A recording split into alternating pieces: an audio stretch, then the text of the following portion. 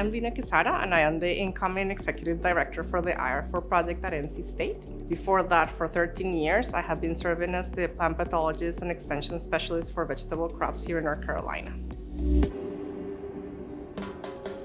I am originally from Colombia, and that is when I really got interested in agriculture. My dad had a job that had him interact with a lot of grower groups, folks involved in the ornamental industry, cattle, coffee, rice, bananas, you name it.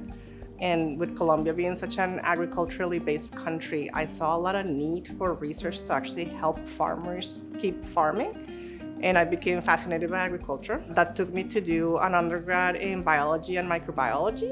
I did a PhD in Michigan State University under Dr. Mary Hausbeck, working on pathogens of vegetable crops. That led me to take this job at NC State here as an extension specialist, and then ultimately now to take this job as the executive director of IR-4. But I'm excited, I can't wait to be on board. I think some of the more meaningful experiences that I have had here at NC State is really working closely with the North Carolina agricultural community. Just being able to interact with the growers and understand what they needed and then come up with tangible solutions to their problems through research really became kind of like my guiding force. Here in North Carolina, both sweet potatoes and pickling cucumber are really, really big crops. And in the case of sweet potato, I think that really took me more on the IR-4 track, because sweet potato is a crop that doesn't have the pesticide portfolio that maybe other vegetable crops have.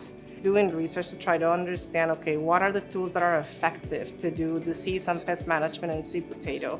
And then try to partner with, IR-4, the EPA, even the European Union to try to secure the tools needed for sweet potato growers to be able to deliver a safe, high quality crop, both domestically and in exports. I think that has been really rewarding to me, to actually fix a problem that has such a broad impact in the state of North Carolina, because so many people are employed by the sweet potato industry.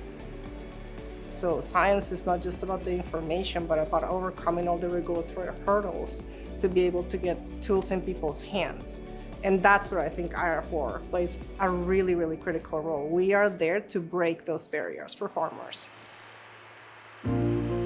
It's really important to always understand that farmers are just like all of us. They're people trying to provide for their families, for their loved ones, trying to make a living. And farming is a beautiful, but it's a hard profession.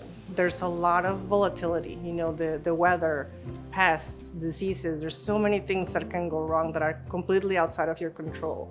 So we're really lucky that we have such a strong farming community in the US that are willing to keep farming even with all that uncertainty. And I think anything that we can do to empower them to continue farming is ultimately in our benefit, because food security is national security. We have to keep our farming industry protected. So I think really understanding that they need solutions, they need support, is just really something that I feel strongly about. I think science should be at the service of its citizens. And at least in my case, that I'm in agriculture, I want my science to serve US growers. I want to be the #1 partner for specialty crop growers in the United States. I want all of them to know what IR-4 is. I want all of them to know that they can reach out to their grower group, who will then reach out to us, and we will help get tools for them. Because nobody's gonna cheer harder for us than they, if we deliver them the tools that they need. And that ultimately is gonna guarantee that the program survives, not to 60 years, but hopefully to 150 years. Probably not under me by then. But that's the goal, is that IR-4 is gonna not only stay, but grow.